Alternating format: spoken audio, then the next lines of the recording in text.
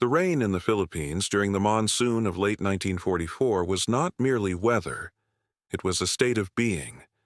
It was a liquid wall that separated yesterday from tomorrow, a percussive drumming that hammered memories into the mud. For the 24 Japanese women of the Santo Tomas internment camp's nursing auxiliary, it was the sound of their shame. Sergeant Fumiko Tanaka, at 38, felt the dampness not in her clothes, which were perpetually soaked, but in her bones.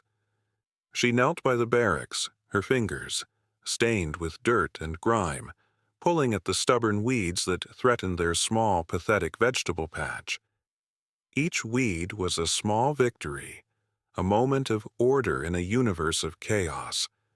The war had stripped everything from her, her home, her purpose, her honor, but it had not yet taken her discipline. Around her, the other nurses moved with the slow, listless energy of ghosts. Their Imperial Army nursing uniforms, once a source of immense pride, were now little more than gray, threadbare rags. The sacred white had long ago surrendered to the mud and the rain. "Fumiko-san," a whisper, barely audible over the downpour. It was Chio, the youngest of their group, barely 19. Her eyes, large and dark in her gaunt face, were fixed on the perimeter fence where American guards patrolled, their ponchos slick with rain. "The guards! They look angry today." Fumiko didn't look up. "The guards are always angry, Chio. They are at war. We are the war to them." This was their reality.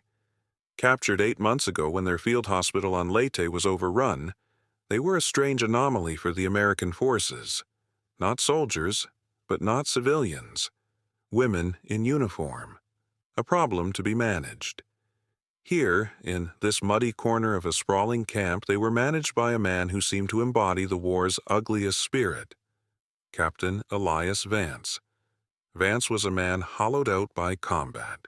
Fumiko had seen men like him before on the battlefields of China, men whose humanity had been sand-blasted away by loss and rage until only a brittle shell of authority remained. He hated them. He didn't just hate them as the enemy. He hated their resilience, their quiet discipline, what he perceived as their arrogant refusal to be broken. The tension had been escalating for weeks. A stolen can of peaches, a defiant look from Setsuko, a proud nurse from a samurai family. Small acts of resistance that Vance interpreted as monumental insults. He wanted not just their obedience, but their submission. He wanted to see them shatter. "He watches us," Chio whispered again, her voice trembling. "Even when he is not here, I feel his eyes." Fumiko finally looked up, her gaze hard. "Then you will stand straighter. You will work harder. You will not show him your fear. Fear is a currency here, and we are bankrupt. Do you understand?" Chio nodded, chastened, and returned to her weeding. But Fumiko understood the girl's fear. It was a cold thing that lived in the pit of her own stomach. They had been taught that capture was a fate worse than death, a stain of dishonor, haji, that could never be cleansed. Every day they remained alive, they deepened that stain. Her duty now, as she saw it, was no longer to the emperor, but to these women. Her duty was to ensure they did not inflict further shame upon themselves, to guide them through this living purgatory with the last vestiges of their dignity intact. A different kind of American was Corporal David Egan. A young medic, he sometimes supervised their work details. He was quiet, and unlike the others, his eyes held not hatred, but a weary sadness. A week ago he had accidentally left behind a tin of antiseptic powder near their barracks. No one spoke of it, but the small act of kindness was like a stone dropped into a still pond, creating ripples of confusion. Kindness from the enemy was a language they didn't understand. It felt like a trick, or worse, pity. And pity was the most corrosive acid of all. That afternoon, the rain stopped. The clouds broke, and a suffocating, steamy heat rose from the earth. The relative quiet was unnerving. Then came the sound of heavy boots. Captain Vance stood before them, flanked by 2 guards. His face was a thundercloud. He was holding a small, tattered Rising Sun flag, a personal keepsake one of the women had managed to hide. He must have found it during one of his random inspections. "This," he said, his voice dangerously low as he held up the flag. "This is a symbol of arrogance, a symbol of an empire that is being ground into the dust. You are prisoners. You have no empire. You have no honor. It seems you have forgotten that. I am here to provide a reminder." He stared at them, his gaze passing over each woman before settling on Fumiko. He saw the defiance banked in her eyes, the rigid set of her jaw. He smiled, a terrifying, mirthless twisting of his lips. "Tonight," he said slowly, savoring each word, "tonight you will learn your new national anthem." The humid evening air in the barracks was thick with unspoken dread. The women sat on their cots, the silence broken only by the chirping of insects and the distant alien laughter of American soldiers. Captain Vance's words hung over them, a promise of humiliation more terrifying than any physical threat. He had not elaborated, and the not knowing was a form of torture in itself. "He means to break us," Setsuko said, her voice a low, fierce whisper. She was polishing a small stone she kept, her movements sharp and angry. "This is a test. To die is better than to submit to this." "To die is easy, Setsuko," Fumiko countered, her voice weary. She was patching a tear in Chio's uniform, her stitches small and precise. "To live, to endure, gamen, for the sake of others. That is difficult.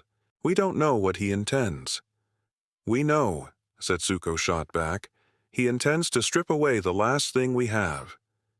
The flap of the barracks was thrown open. 2 guards stood silhouetted against the deepening twilight. "All of you, outside, now, on the order of Captain Vance." Their hearts hammered in unison. This was it. They filed out, forming a line in the muddy clearing before their barracks, the ground still soft and yielding from the day's rain. The air smelled of wet earth, rotting vegetation, and fear. Captain Vance was waiting for them, a small phonograph with a large brass horn set up on a crate beside him. Corporal Egan, the medic, stood near the back, his face pale and uneasy. A dozen other soldiers had gathered, drawn by the promise of a spectacle. Some looked eager, others merely curious, their faces illuminated by the flickering lanterns hung from the poles. Vance let the silence stretch, his eyes moving slowly down the line of women. "I find your discipline distasteful," he began, his voice carrying in the still air. "You walk as if you still serve an emperor. You hold your heads as if you still have a nation. I'm going to teach you a lesson in humility. You are going to learn what it means to have nothing." He turned to one of the guards. "The order." The guard stepped forward, his face impassive. "You will remove your uniforms, all of your clothing." A collective gasp, stifled almost as soon as it escaped. Chio swayed, and the woman next to her grabbed her arm to steady her. Fumiko's blood ran cold.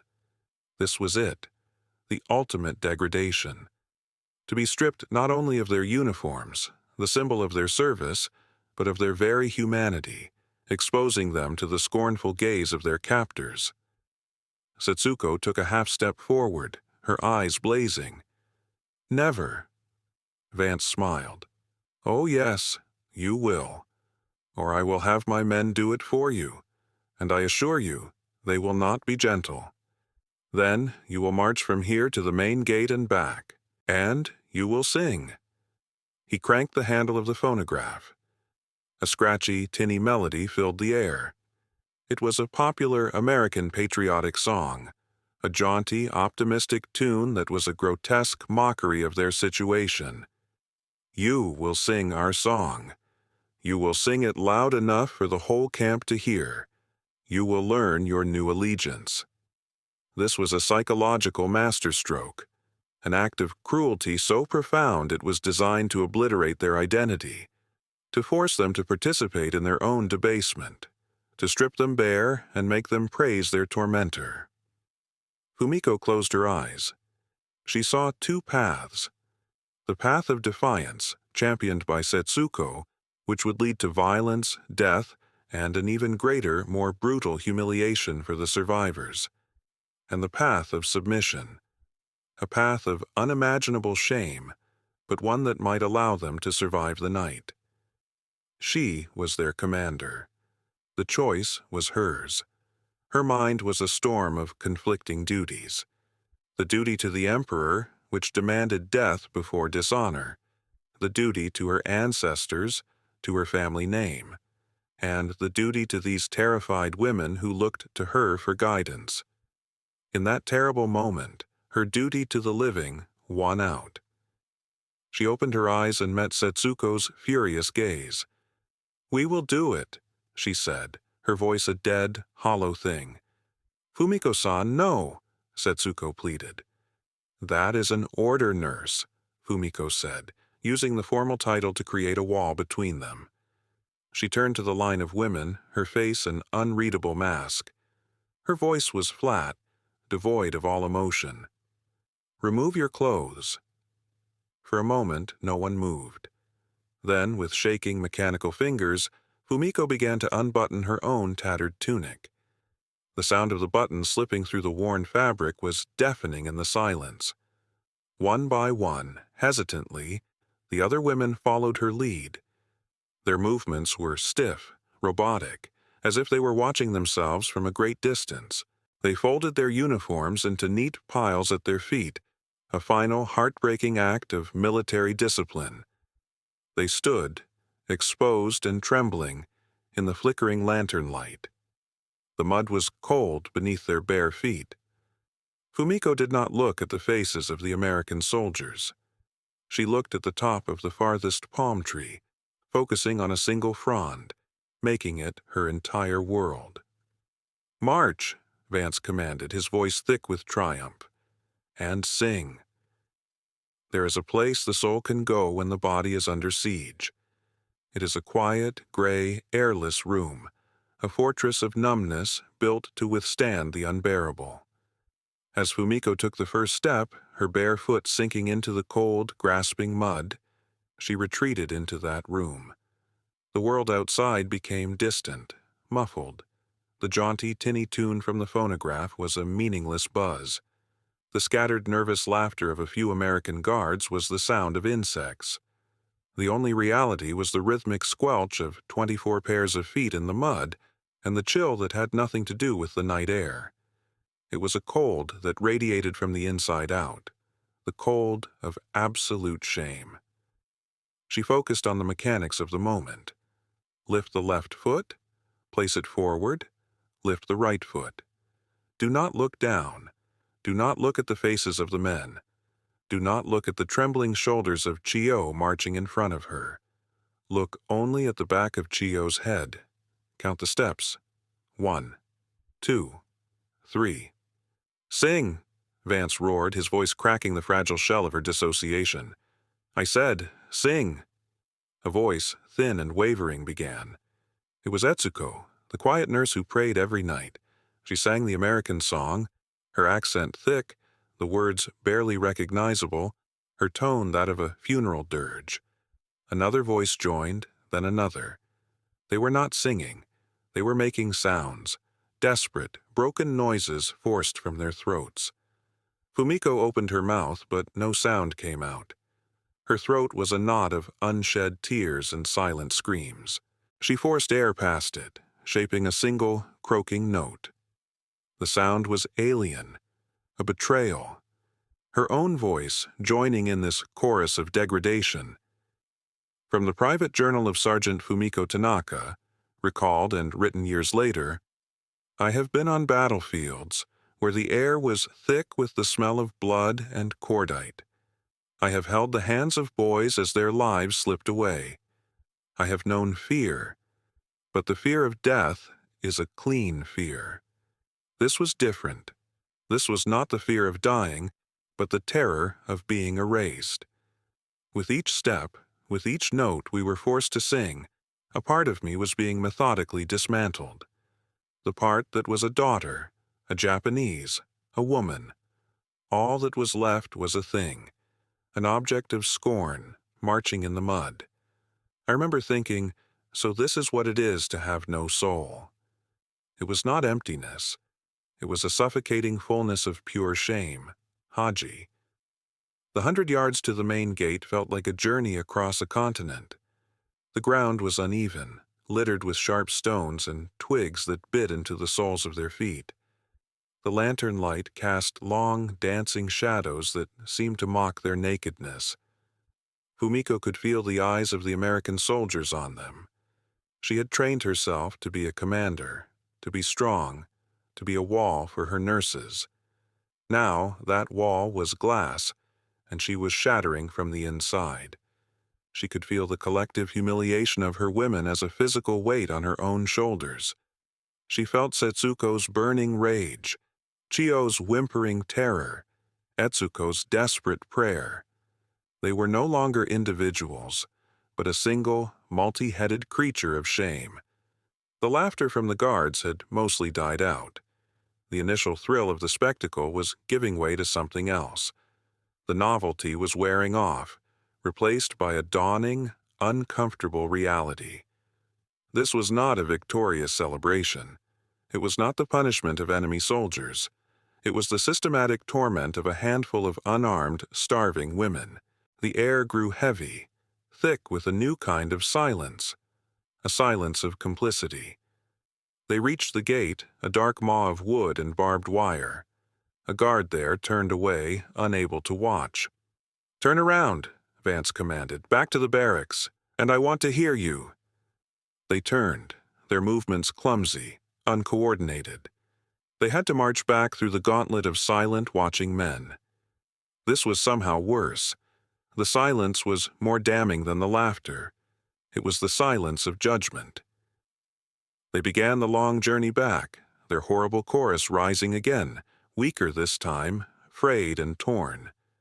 Fumiko's gaze was fixed on the ground now. She watched her own feet, pale and ghost-like, appearing and disappearing in the dark mud. Step after step. One step closer to the end of this. One step deeper into a shame from which she knew, with a certainty that chilled her to the core, she would never, ever return. The journey back was an eternity of mud and mortification. The jaunty American tune from the phonograph seemed to mock them with every note. The women's voices were now barely whispers, a ragged, breathy sound of utter defeat. They were no longer singing words, just exhaling the ghosts of them. The silence from the assembled American soldiers had become a palpable presence, heavier than the humid air. It was no longer the silence of anticipation. It was the silence of unease. Corporal David Egan stood near the back, his fists clenched so tightly his knuckles were white. He was a medic. His job was to patch wounds, to ease suffering. And what he was watching was the infliction of a wound far deeper than any bullet could make. He had seen combat. He had seen men die. But this was different. This was not war. This was a violation. He looked at Captain Vance, whose face was flushed with a feverish, triumphant glow. He looked at the women, their heads bowed, their shoulders slumped, their nakedness a stark symbol of their complete and utter powerlessness. And he looked at his fellow soldiers. He saw the bravado fading from their faces, replaced by discomfort, by shame, by the dawning recognition that they were participants in something grotesque. Fumiko, at the head of the line, kept her eyes fixed on the ground. She was aware of everything with a hypersensitive clarity. The way Chiyo's breath hitched with a suppressed sob, the rigid fury in Setsuko's posture, the cold air on her own skin. She was preparing herself for the end of the march, for the final jeering dismissal. She was preparing for the long night ahead, of trying to piece back together the shattered fragments of her nurse's spirits and her own. They were 20 yards from the barracks when it happened. The breaking point came not with a bang, but with a quiet, decisive act. Corporal Egan couldn't watch anymore. He was thinking of his own sister back in Ohio. In a sudden, impulsive movement, he unbuttoned his own fatigue jacket. The heavy cotton fabric was warm from his body. Without a word, without a thought, he stepped forward and threw it. The jacket sailed through the air in a clumsy arc and landed in the mud just in front of the marching women. Time seemed to freeze. The women stopped walking. The phonograph needle scratched across the record, and the music died with a final, ugly screech. Every eye, Japanese and American, turned to Egan. Captain Vance spun around, his face contorted with rage. "Egan, what in God's name do you think you're—" Before he could finish, another soldier, an older sergeant with grim eyes, silently shrugged off his own jacket and tossed it into the center of the clearing. Then another. And another. It was a silent, astonishing rebellion.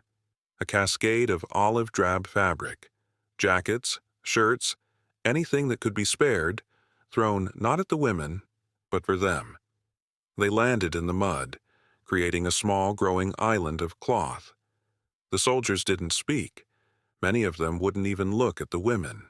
They just performed the act, then turned their heads or looked at the ground, their faces set in stony expressions of defiance aimed squarely at their own commander. Vance stood frozen, his authority evaporating in the humid night air. He was a captain, but he had lost his men. The instrument of his power, the collective will of his soldiers, had turned against him. His carefully constructed theater of humiliation had collapsed into a surreal act of mass insubordination. The Japanese women stared, their minds unable to process what was happening. They had been braced for the final blow of mockery. They had prepared their souls for an abyss of shame. They had not, under any circumstance, been prepared for this. For mercy. It was a mercy they had not asked for, a chivalry they could not comprehend. It was a gift from the enemy, the ultimate victor. And in that moment, it felt like the most profound and devastating humiliation of all. Fumiko stared at the pile of clothing. An American officer's jacket lay closest to her, its insignia gleaming faintly in the lantern light. To be beaten, to be starved, to be killed, these were the fortunes of war. One could endure them, even find a sliver of honor in defiance. But to be pitied? To be shielded from shame by the very men who were the source of that shame. This was a defeat so total, so absolute, that it broke through the fortress of her numbness. This was not an attack on her body, but on her very soul, on the fundamental tenets of her world. The enemy was not supposed to be human. The victor was not supposed to show compassion to the vanquished. This act of kindness negated her suffering, invalidated her endurance. It made her and all her women objects of charity, wretched things to be covered up. From the private journal of Sergeant Fumiko Tanaka, they did not throw stones, they threw jackets. And in that moment, I understood what it was to be truly conquered. Not by force of arms, which can be resisted, but by an act of pity, which cannot. Their cruelty I was prepared for. Their kindness I was not. It was a poison. It seeped into our bones and told us, "You are so low, so pathetic, that even your enemy must cover your shame." In that moment I wished Vance had shot us all. It would have been a cleaner death. Captain Vance, sputtering with impotent rage, finally found his voice. "Get back to your barracks, all of you," he screamed, not at the Japanese, but at his own men. He turned and stormed away into the darkness, his defeat absolute. The Japanese women stood in the mud, surrounded by a circle of discarded American uniforms, caught in a profound, earth-shattering disbelief. The walk back into the barracks was the longest 10 yards of Fumiko's life. No one spoke. Hesitantly, as if touching fire, one of the younger nurses picked up a jacket from the mud and wrapped it around her shoulders. Then another. They moved like automatons, gathering the enemy's clothing, covering their nakedness with the warmth and scent of the men who had just witnessed their deepest debasement. Inside, the single lantern cast a weak, yellow light. The women huddled on their cots, wrapped in jackets and shirts far too large for them. The olive-drab fabric, with its alien smell of sweat, tobacco, and American soap, was a cage of comfort, a uniform of a new and incomprehensible shame. The unity of their shared suffering had been shattered. Now they were adrift in a sea of individual confusion. Setsuko, the defiant one, was trembling with a rage that was almost silent. She held an American shirt in her hands as if it were a venomous snake. "They mock us," she hissed, her voice tight. "This is not kindness. This is a deeper contempt. To show us they are so superior they can afford to pity us. I would rather have felt their fists." Chio, on the other hand, was curled into a ball, clutching a heavy jacket like a child with a security blanket. She was weeping, but her tears were not of shame. They were tears of pure, unadulterated relief. "They didn't hurt us," she whispered over and over. "They didn't hurt us." Fumiko sat on her own cot, an island of stillness in the room. She felt nothing. The emotional circuits in her brain had overloaded and shut down. She stared at the wall, trying to make sense of the new world she now inhabited. A world where the enemy had a human face. A world where her code of honor, endurance in the face of cruelty, defiance until death, was meaningless. What honor was there in enduring pity? An hour later, the barracks flap was lifted quietly. Corporal Egan stood there, his face etched with anxiety. He held a canteen and a small cloth bundle. He looked at Fumiko, his eyes pleading for some kind of understanding. "Sergeant," he began, his voice low, I brought some clean water and bandages for your feet." Fumiko rose slowly. She walked towards him until she stood just a few feet away. She looked at his face, so young, so earnest, so utterly ignorant of the damage he had done. She knew he had acted from a place of decency, and that was the problem. "Your captain," Fumiko said, her voice flat and empty, "he understands the rules of war. He seeks to break his enemy. This is logical. This is honorable, in its own way." She gestured vaguely at the women wrapped in American uniforms. What you did, there are no rules for this. You did not break our bodies. You broke our spirit in a way he never could." Egan was stunned. "Broke your spirit? We were trying to help. What he was doing was wrong." "Wrong?" Fumiko gave a short, bitter laugh. "It was war. Everything is wrong. But his wrongness was something we understood. We could stand against it. We could hold our honor, our Haji, intact, even in defiance. But you took that from us. You defeated us with pity. There is no defense against that. There is no honor in receiving it." She looked at the bandages in his hand. "We do not need your help, Corporal. We need you to leave us alone." She turned her back on him and walked back to her cot, leaving him standing in the doorway, holding his useless offering, a gulf of culture and understanding as wide as the Pacific Ocean between them. He finally placed the items on the floor just inside the barracks and retreated into the night, more confused than ever. That night, Fumiko could not sleep. While the other women drifted into an exhausted, troubled slumber, she sat with a salvaged stub of a pencil and a precious, hidden piece of paper. By the faint moonlight filtering through a crack in the wall, she wrote, "From the private journal of Sergeant Fumiko Tanaka, October 28th, 1944. Tonight I learned that a human soul can die more than once. The first time is when it is captured and shamed.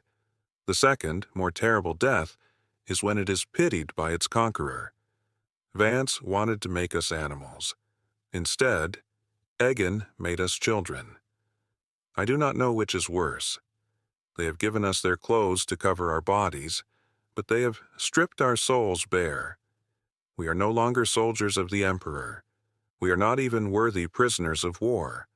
We are just a collection of broken things, wrapped in the kindness of our enemy. And I do not know how we will ever recover from this. She folded the paper carefully, the act of writing the only thing that felt real. Outside, the camp was quiet. The war would go on. But for the 24 women in the Kingdom of Mud, the most significant battle had just been fought and lost, not against an enemy with a gun, but against one with a conscience.